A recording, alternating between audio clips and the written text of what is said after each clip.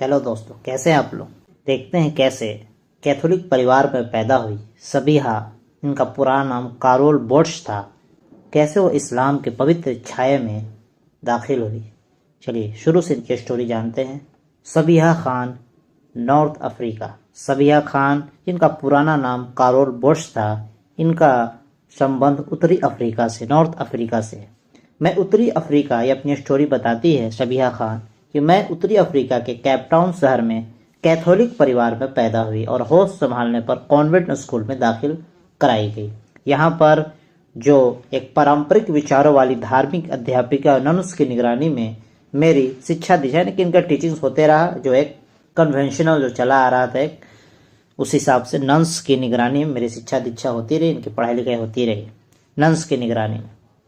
लेकिन सच्ची बात यह है कि बहुसंख्य छात्र छात्राओं की तरह मेरे भी मन मस्तिष्क पर धर्म का कुछ भी प्रभाव नहीं पड़ा। यानी कि जैसे मैक्सिमम छात्र छात्राएं होती हैं, जो स्टूडेंट्स होते हैं, उनके दिमाग पर कुछ नहीं पल्ले पड़ता धर्म का, तो इस तरह इनके भी कुछ पल्ले नहीं पड़ा। और मैंने कभी भी गंभीरता से ईसाई धर्म या बाइबल की शिक्षा प्राप्त करने की कोशिश नहीं की। धार्मिक शिक्षा बाइबल के विभिन्न पेजों पर उन्हीं के पदों पर आधारित होती, बार बार उन्हीं की पुनरावृत्ति, बार बार रिपीट होता। वो एक टीचिंग था बाइबल का, बार बार बदलता रहता, जिनके कारण रुचि के बजाय पूर्ण उकताहट पैदा होती चली जाती। यानी कि बार बार वही टीचिंग्स, वही लेसन्स बार बार दिए जाते, बार वही लेसन्स वही टीचिंग दिए जाते। इसके वजह से बार बार ये उकताहट से पैदा होती चली गई। स्कूल में जानबूझकर इस बात की पूरी कोशिश की जाती है कि इस्लाम धर्म, इस्लाम मजहब, इस्लाम रिलीजन या हजरत मोहम्मद सल्लल्लाहु अलैहि वसल्लम के नाम की भनक भी छात्रों के कानों में ना पड़े। जाहिर सी बात है, सच जाहिर हो जाएगा तो झूठ मिट्टी जाना है। उत्तरी अफ्रीका पर एक लंबे समय तक, नॉर्थ अफ्रीका पर एक लंबे समय तक अंग्रेजों का शासन रहा और उनके प्रभाव के कारण पूरे समाज पर यूरोपीय प्रभाव बहुत गहरे हैं। यानी कि पूरा जो समाज है उस पर यूरोपीय कल्चर ढाया, मतलब छाया हुआ है, एक तरह से वेस्टर्न कल्चर बोल सकते हैं, मॉडर्न वेस्टर्न सिविलाइजेशन पूरी तरीके से छाया हुआ। विशेषकर गोरे लोगों का रहन सहन तो पूरी तौर पर यूरोपियन है। इसलिए स्कूल की शिक्षा के दौरान सामान्य प्रचलन और वातावरण से प्रभावित होकर मैंने भी भरपूर आज़ादी के वातावरण में जीवन व्यतीत किया। यानी कि एक तरह से आज़ादाना माहौल था एकदम, जिस तरह से यूरोप में होता है। बेफिक्री के दिन थे, उमंग भरी रातें थी और भोग विलास के व्यापक अवसर प्राप्त थे। यानी कि कोई रुकावट नहीं थी, कोई रोक टोक नहीं था, हर तरह के एंटरटेनमेंट के साधन मौजूद थे। कभी भूल कर भी अपने मालिक का ख्याल ना आया, अपने क्रिएटर का, अपने बनाने वाले का ख्याल नहीं आया। न कभी सोचने का टाइम मिला कि भोग विलास के अतिरिक्त, यानी कि ये जो एक मतलब इंटरटेनमेंट वाली ज़िंदगी, आज़ादाना ज़िंदगी, मस्ती भरी ज़िंदगी के अलावा भी कोई ज़िंदगी का कोई लक्ष्य है, ये सोचने का कभी मौका ही नहीं मिला। इस तरह से मैं बिजी थी अपनी लाइफ में। किंतु कभी कभी दिल में हल्की सी चाहत पैदा होती कि काश खुदा के साथ भी मेरा ऐसा संबंध स्थापित हो जाता, लेकिन यह समझ में ना आता कि यह कैसे हो सकता है। यूं भी मैंने इस इच्छा को अपनी वरीयता सूची के बिल्कुल आखिर में रखा था। मतलब कभी कभी ख्याल भी आ जाता तो वो कोई ऐसा मेरे लिस्ट में नहीं था, बस ऐसे ही था कि हाँ कभी देख लूंगे। जीवन पूरी तरीके से एकदम इंजॉयमेंट के साथ, भोग विलास और आनंद के साथ, इत्मीनान के साथ, मस्ती के साथ, इंटरटेनमेंट के साथ गुजर रहा था। लेकिन एक समय आया कि मेरे दिल और दिमाग पर उदासियों ने डेरे डाल दिए। जब भी अकेली होती, सख्त परेशानी और मायूसी मुझे घेर लेती। कैसे न घेरे, क्योंकि रूह तो बेचैन है। रूह तो एक ही चीज से सुकून पाती है, रूह है अपने क्रिएटर की याद से। एक शून्य था, एक जीरो था, एक मेरे अंदर एक खालीपन था जिसमें मैं कैद थी। यूं लगता था जैसे कोई बहुत ही कीमती चीज खो गई हो। अचानक सोचने लगती कि मैं एक एमलेस जिंदगी गुजार रही हूँ, कोई उद्देश्य नहीं है, उद्देश्यहीन जीवन गुजार रही हूँ। मानव का जीवन तो सार्थक, यानी इंसान को जिंदगी तो एक मतलब गोल में होना चाहिए, एक सीधा होना चाहिए, भरपूर होना चाहिए और संजीदगी भरा होना चाहिए, गंभीर होना चाहिए, कंप्लीट होना चाहिए। मेरा और मेरी जाति के लोगों का व्यवहार तो जानवरों जैसा है। मेरे और मेरे साथ में जो लोग रह रहे हैं उनका व्यवहार तो जानवरों जैसा, बस ऐसे ही खाया पिया सोया, खत्म मामला। केवल शारीरिक इच्छाओं को, यानी कि जो फिजिकल नीड्स हैं, उसको पूरा करना और अपने जो रूह है, अपने अंदर का सोल है, उसका जो चाहत, उससे पूरी तरीके से दूरी, ये कैसी बात है। सहसा दिल से दुआएं निकलने लगती, ऐ खुदा मेरा मार्गदर्शन कर, मुझे रास्ता दिखा, मुझे सच्चा रास्ता दिखा, मुझे सीधा रास्ता दिखा। लेकिन मुश्किल यह थी कि अपने पुराने मजहब ईसाइयत में रहते हुए किसी सीधे रास्ते पर चलने और मंजिल पर पहुंचने की कोई गुंजाइश न थी। यह धर्म कुछ अंधविश्वासों, कुछ रिचुअल्स और पुराने रस्म रिवाजों के अलावा कुछ न था। काफ़ी इसमें बदलाव हो चुके, काफ़ी चेंजेज हो चुके, काफ़ी करप्शन हो चुका। जो ओरिजिनल जो बाइबल ईसा अलैहिस्सलाम जो इंजील लेकर आए थे, जिन पर जो इंजील किताब उतरी थी, वो कहीं खो गया, वो मिट गया। उसके जो शिक्षाएं इधर उधर हो गई, मिक्स हो गई, मिलावट हो गई। और इसमें इतनी क्षमता ही ना थी कि अपने जो फॉलोवर्स में कोई रूहानी या अमली बदलाव ला सके। ना कोई रूहानी और कोई अमली बदलाव नहीं ला सकता, इतना उसमें कोई क्षमता ही नहीं था। तंग आकर मैंने अन रिलीजन का अध्ययन शुरू किया। इनके अंदर एक बेचैनी पैदा हुई, तो इन्होंने तरह तरह का मजहबों का, रिलीजन का अध्ययन करना शुरू कर दिया। पहले हिंदू मत के बारे में किताबों का अध्ययन किया, फिर बौद्ध मत के बारे में किताबें प्राप्त की। पहले हिंदू मजहब के बारे में पढ़ा, फिर बौद्ध मजहब के बारे में पढ़ा, और उसके धार्मिक सिद्धांतों को, उसका जो रिलीजियस जो थ्योरीज थी, रिलीजियस जो फिलॉसफी थी, उसको गंभीरतापूर्वक, संजीदगी के साथ सीरियसली समझने का प्रयास किया। लेकिन इन दोनों ने मेरी बुद्धि, मेरा जो दिमाग था और मेरा जो रूह था, दोनों को प्रभावित नहीं किया। मेरे सोल और मेरे दिमाग को प्रभावित ना किया। अंधविश्वास को फलसफे, दर्शन का नाम देकर एक गोरख धंधा तैयार कर लिया गया था। यानी कि अंधविश्वास को और फालतू फालतू वहम रसूमात को धर्म का नाम देकर, फलसफे का नाम देकर एक गोरख धंधा, एक फ्रॉड चीज तैयार कर लिया गया था। यहूदियों के बारे में मेरा विचार यह बना कि यह केवल यहूदियों का नस्ली मजहब है। कोई दूसरा व्यक्ति से स्वीकार कर भी लेगा तब भी यहूदी उसे इज्जत की निगाह से नहीं देखेंगे, क्योंकि बाहर से अलाउ नहीं है। यहूदियत में भी इंसानी मानव प्रकृति के अनुकूल वर्तमान काल की सभी समस्याओं का कोई समाधान नहीं। यानी कि वो भी एक तरह से ओरिजिनल मजहब पर नहीं है। कहते तो हैं कि मानते हैं, लेकिन ओरिजिनल मजहब पर नहीं। उन्होंने अपने किताबों को बदल डाला। जो तौरात उतरी थी मूसा अलैहिस्सलाम पर, उनको उन्होंने पूरी तरीके से बदल डाला, चंद रुपयों के एवज, ख्वाहिशों के पीछे। ईसाइयत के बाद इन तीनों धर्मों ने भी मुझे निराश कर दिया, और अब मैं हैरान और परेशान थी कि किधर जाऊं और क्या करूं।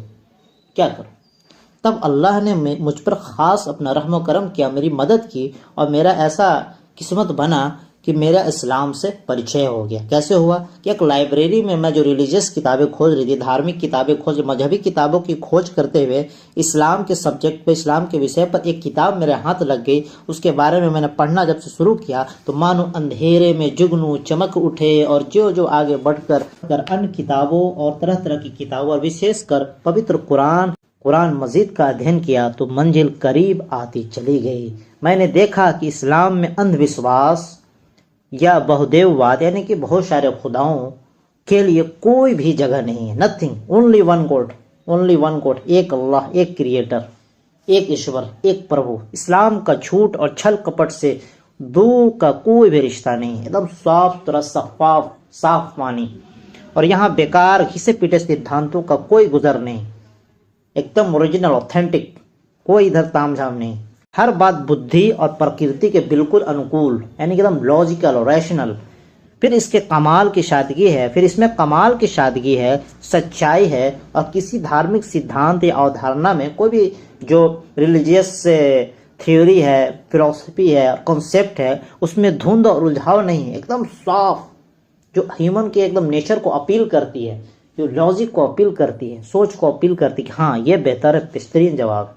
और सबसे इम्पोर्टेंट बात, महत्वपूर्ण बात यह है कि यद्यपि हाउएवर यह एक 14 सदी पूर्व आया था, यानी 1400 साल पहले आया था, फिर भी सरप्राइजिंगली, आश्चर्यजनक रूप से यह आज के आधुनिकतम, यानी कि आज मॉडर्न जो एज है और जो एक नया एज है, न्यू एरा, और ये वैज्ञानिक जो है, साइंटिस्ट जो एज चल रहा है, इसके जो अपेक्षाएं हैं, यानी इसकी जो नीड्स है, उसकी जो आवश्यकता है, उसको पूरी तरह इस पर खरी उतरती है। यानी कि ये कभी ये नहीं होने वाला है, ये हमेशा क़यामत तक के लिए एक तरह से हर सवालों का जवाब, जो भी एक सोचने वाला इंसान सोचेगा उसका जवाब मिलने वाला है इसमें। उसके अपनी ज़िंदगी के प्रति मकसद क्या है ज़िंदगी का, ज़िंदगी आने से पहले वो कहाँ था, ज़िंदगी किस तरह से गुजारनी है, इस तरह से लोगों को सही बात बतानी है। कुरान ने मुझे विशेष रूप से प्रभावित किया। खास तौर पे यह धार्मिक पुस्तकों के इतिहास में एकमात्र ऐसी किताब है जो पूरी तरीके से एकदम साफ, शुद्ध है, 100% और अनचेंजेबल है, चेंज नहीं हुआ है। चैलेंज भी है कि कोई इसको चेंज नहीं कर सकता। और जिस प्रकार हजरत मोहम्मद सल्लल्लाहु अलैहि वसल्लम पर ये उतरी थी उसी रूप में संसार में मौजूद है। हालांकि अन्य जितने भी और भी धार्मिक किताबें, रिलीजियस बुक है,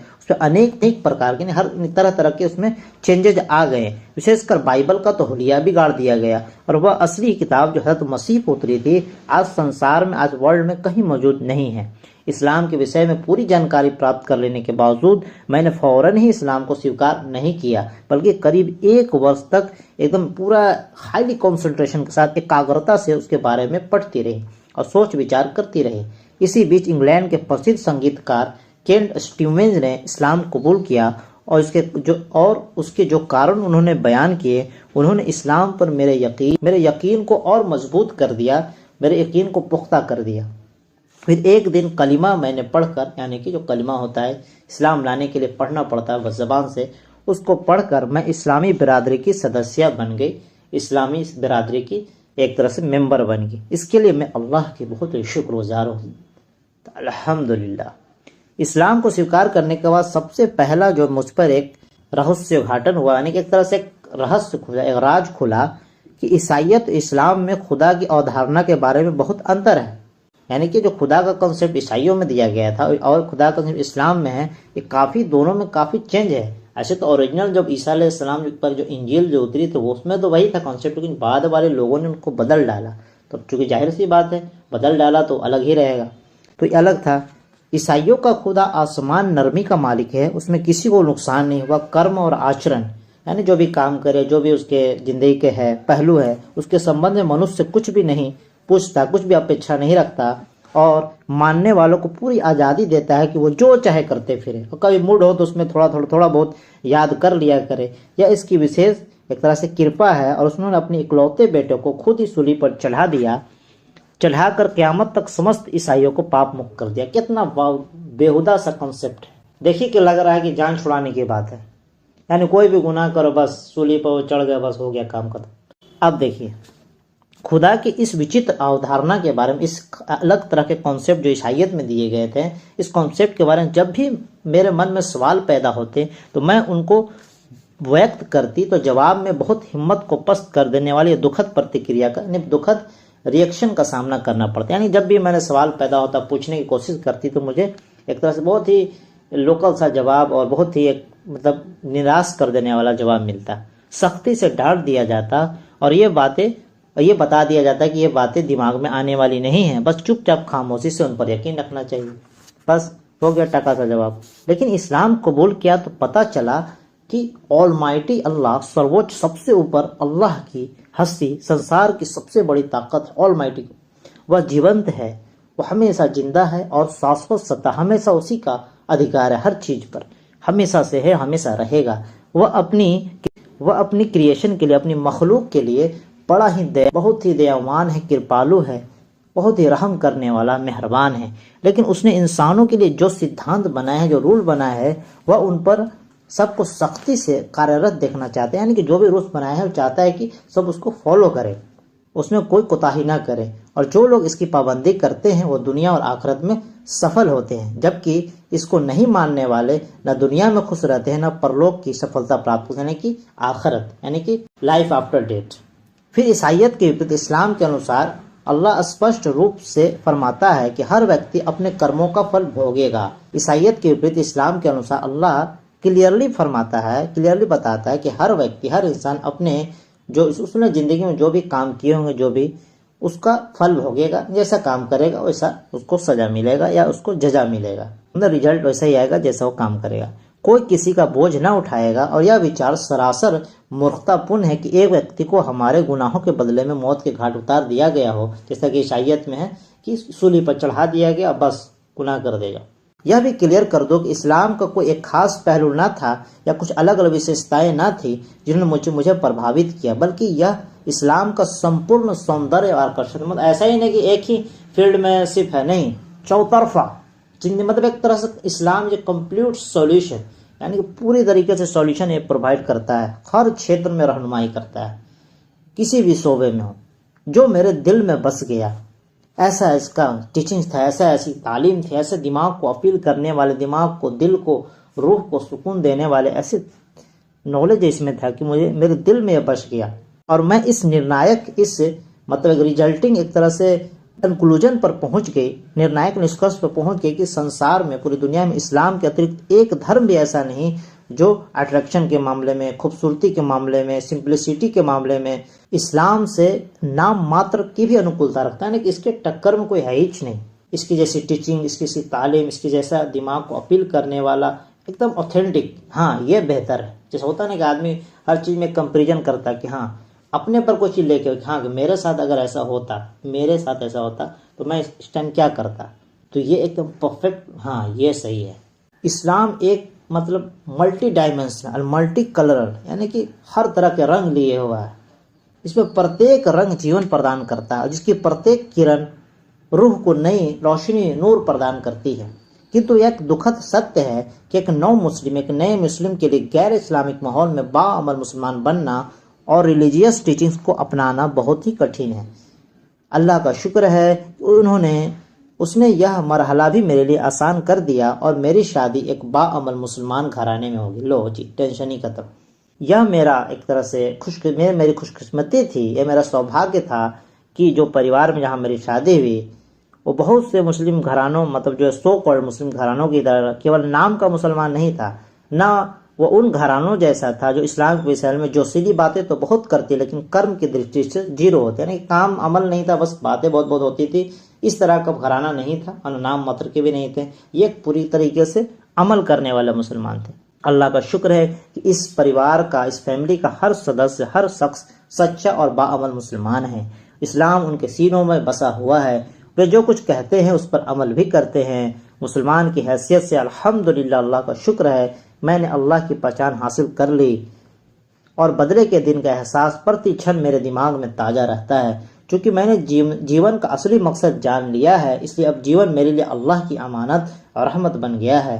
मैंने यह भी समझ लिया है कि धर्म की आत्मा अल्लाह के बंदों से प्रेम और उसकी सेवा में निहित है और इस्लाम का मुख्य शीर्षक है मुझे अल्लाह की संपूर्ण सृष्टि से प्रेम, यानी कि दुनिया का कोई भी क्रिएशन, कोई भी मखलूक हो, कोई भी क्रिएशन हो, सबसे मोहब्बत है। हर तरह की क्रिएशन से मोहब्बत, हर तरह की खलकत से मोहब्बत है। यानी अल्लाह की हर तरह की क्रिएशन से, हर तरह की जो भी चीज़ उसने बनाई है दुनिया में, हर चीज़ से मोहब्बत है। अल्लाह का शुक्र है कि मेरे 2 बच्चे हैं, 4 वर्षीय बेटी तशकीन, 2 वर्षीय बेटा सिराज। मेरी इच्छा है कि दोनों इस्लाम के सच्चे और बाअमल फॉलोअर बन जाए। मैं कोशिश करूंगी कि वे कुरान से अपने रिलेशन को बहुत मजबूत बना ले, दिलों में अल्लाह का सच्चा खौफ पैदा कर ले और इस्लामिक शिक्षाओं पर इस ढंग से चलते रहे कि यह पश्चिमी गैर इस्लामिक माहौल के देश में दूसरों के लिए रोशन मिसाल बन जाए। ये एक खूबसूरत सी स्टोरी थी। सबीहा खान, इनका पूरा नाम कारोल बोश था।